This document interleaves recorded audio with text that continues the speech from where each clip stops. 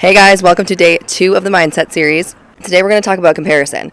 It is so easy to compare ourselves to other people, whether it's our peers, whether it's people who went before us and something we really want to do and they're way farther ahead of us, whether it's our family. So I'm going to jump right into some journal prompts that I wrote down for these ones today to help you kind of reframe this perspective and to stop allowing it to hold you back. We're going to jump right into jealousy. So sometimes when we get into that mode where we're comparing sometimes when we jump into that mode when we compare ourselves to other people, we start to feel a lot of jealousy. So who triggers comparison in you, and what quality in them do you secretly desire to claim? Because a lot of times I think our jealousy is actually a compass to what we really want. And that's, let me be clear here, it's not like going to steal what another person has, but most of the time what we want is a feeling. So if we're looking at somebody in their life and we're like, oh, I want that job that they have, or I want that outfit that they have, or whatever it is that you desire that they seem to possess, it's either a feeling that they may be receiving for having that thing in their life, or it's a quality that they possess. And so I want you to figure out what that is and see how you can foster that feeling in your life or foster that quality in you. And I'm not saying take on their personality. I'm saying if they're funny, how can you be funny in your brand? If they are beautiful, how can you be beautiful in your way? If they are whatever it is that you're feeling like you want that they have, find that. And I will add that like other people who are doing something that you want or have something that you want, they're just evidence that it's possible for you. It's not a competition. It's not like I have to go beat them at that. I have to go get that because they have it. I look at it as like, okay, if they did it, I can do it too. And let me find my path of that.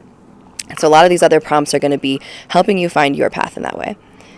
Okay, so we're going to start with some like general journal prompts, and then I have decided I kind of like doing like a neuroscience backed one, so we get a little bit of science in it. I like doing like one that gives you a little bit of courage. It helps you take those actions that will like help you actually change your mindset. And then I'm going to put spiritual ones in just for all my spiritual friends. What parts of my journey cannot be replicated by anyone else, even if they tried?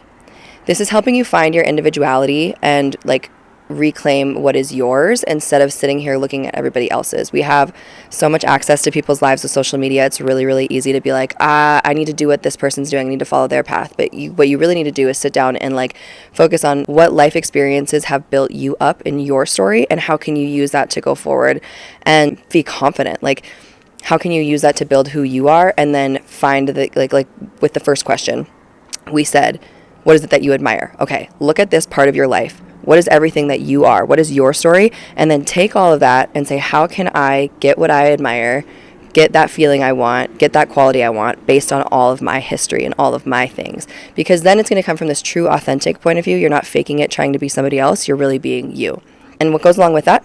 What am I building that requires my exact timing, my exact scars, my wisdom, and my voice? A lot of us have been taught that our voice is not important or our experiences aren't important and they get invalidated in this sense of like, just don't worry about it and move on because life is life. And while that, yes, sometimes can be true, at the same time, that is what gives you your authenticity. That is what gives you your unique blueprint of experiences that you can take and bring into the world. So don't put those things on the back burner. Take a minute to look at them. Don't compare yourself to other people and then take it as a hit on your self-worth. Comparison should be viewed as information. Like, hey, if they're doing it, it's possible for me too. If I see somebody doing it and it just like triggers something in me where I'm like, oh, I wish that was me, or I feel less than because of that, it's showing me something that I might actually be longing for in my life. So when you compare yourself to someone else, what are you actually longing for? This is similar to the first question, and what does this comparison reveal about a desire I haven't fully honored yet? Because I think sometimes these things are in our subconscious, and so we're not even really realizing how important it is to us until we see somebody else doing it. Lastly, this is kind of similar, but they'll start to change. How can I meet this desire in my own way with my own values? Ooh, there's a bunch here. I was going to skip some, but we're going to do them all. Let's talk about what your body is doing during this time. So a lot of times comparison will actually trigger our fight or flight. So when you see someone, let's say you go on social media and you see somebody that you like typically would compare yourself to, I want you to ask your body, like yourself, what happens in my body when I scroll and compare? Where do I feel it? This could be like a sunken stomach. It could be a tight chest. It could be like, I'm trying to think of what it feels like when you feel low self-esteem. That's usually in your stomach. And I want you to like notice that feeling so that when you're going through looking at people's social media, you can stop yourself and be like, hey, I don't need to compare myself to this person anymore. How can I create this in my life instead of thinking that it has something to do with my worth? And then because of that, like we want to build a sense of safety in your body. So what would your nervous system need right now to feel safe creating that type of a life for you? How can you start to build that up in your life? And let's just do one little tiny thing at a time. It does not need to be a huge overhaul. Consistency is what matters the most, and small steps matter the most. And with that, what would enough feel like today? Not forever, just today. Also, I think that question is interesting. What would enough feel like today? Not forever, just today. I like that because I think sometimes when we compare ourselves to other people, like we may be like, oh, they're traveling more than I am, or they get to do all these things that I don't get to do. But like, if you look at your life, what would actually fill up your cup? If you weren't looking at your phone and seeing what a million other people are doing all the time, like what would fill up your cup today in the circumstances that you have? And you'll be surprised to find out that most of the time we can fill up our own cups very easily. It's when we start comparing ourselves and going online and seeing what other people are doing that we start to feel empty. This is why I take so much time off of social media. Like, I don't want to know. I don't want to know what people are doing. Okay, then time illusions. We kind of talked about this one yesterday, but it still matters because we tend to compare ourselves to people our age or like other people. Where were they when they were 25? Where were they when they were 30, you know? So whose timeline am I subconsciously following, and where did I learn that? Like for me, with music, I always subconsciously follow the timeline of like teenage pop stars. And I'm like, okay, I'm way past teenage years.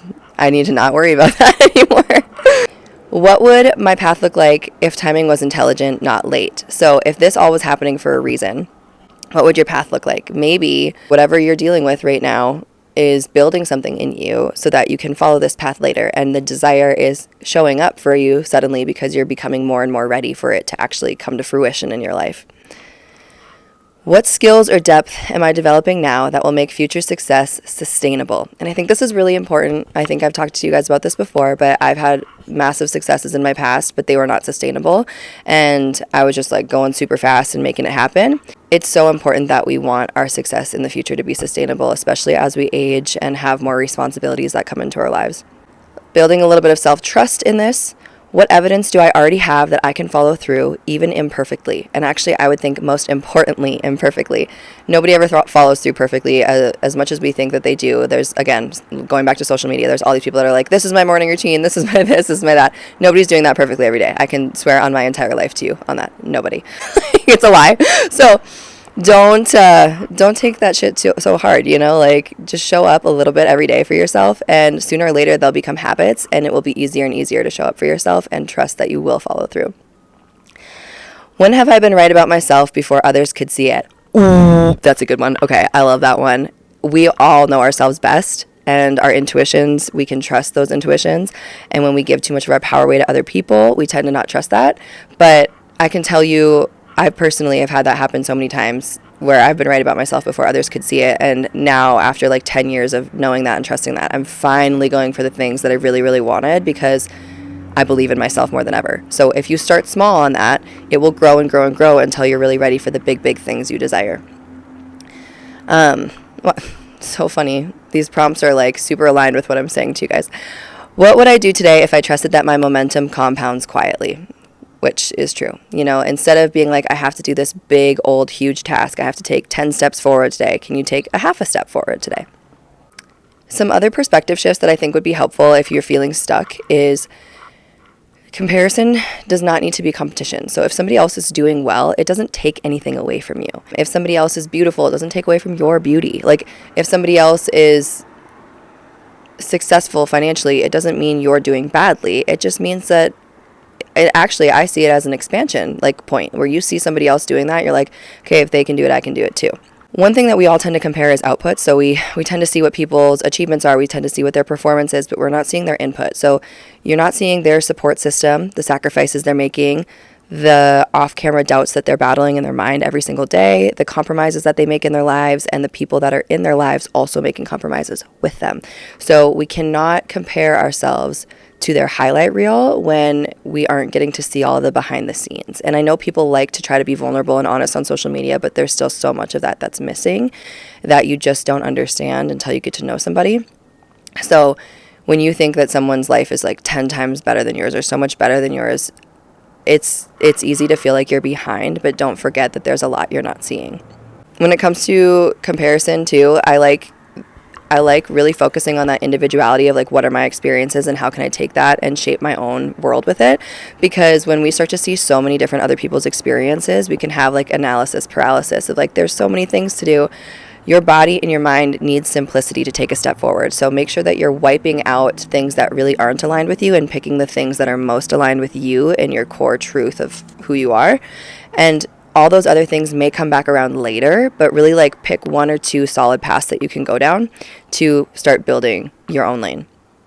We talked about this already, like a lot of us feel like we're starting too late or it's too late for us to try. But the one thing that I think is really beautiful is that the older we get, the more life experience we have. We have usually more emotional intelligence. We usually have higher levels of discernment. There's a lot of depth and like we can see the gray area instead of just black and white thinking. And this world really needs gray thinking more than black and white thinking, obviously. And so it kind of changes the ripple effect that you have on the world. Like, to bring in your life experience is a gift. It is not something that made you late or, outdated or cringe. Like, your experiences are important. Being in alignment is so much better than going faster, and I know this because I've burned out going fast a million times. Fast paths often require us to like dilute who we really are and be very like people pleasy or very like middle groundy. We tend to chase trends or chase things that aren't really aligned with who we are, and then we also find ourselves in a lot of ways abandoning our true authentic nature. But that authentic nature is what attracts people to you. That's what's going to attract your clients. It's what's going to attract your audience. Like, you need to really be yourself, and even if that rubs some people the wrong way now and then. Then this one is something I probably struggle with. You're allowed to be a beginner and a leader. And then another perspective shift is that like a lot of us want to be masters of things, and so we see people who are doing really well or experts or have a lot more experience than us, and we feel like, well, I'm a beginner, I'm not where they are yet. Why should I put myself out in the world like this? And from a perspective of like education or people just like following you to be inspired by you, teachers really only need to know about 10% more to teach a student well. And in fact, I think they teach better than experts because the experts forget all the nitty gritty details. They've gone so far. Sometimes we need those people that are in the middle ground to be like helping us through, especially if we're helping beginners into something. So you can learn publicly, you can grow while you're still learning, and you can just admit that and be like, hey, you don't have to pretend to be an expert all the time. You can teach from your middle ground, and that's honestly more inspiring than pretending to be perfect all the time. Okay, and then let's do the neuroscience, action, and spiritual ones. So when we're looking at what happens in our brains during this time, our brains scan for safety, they scan for certainty, and they scan for reward. So a lot of times that's going to keep you small, and we want you to like grow and get bigger. But what your brain is not looking for is like perfect accuracy. So it will see something that makes you compare yourself to another person.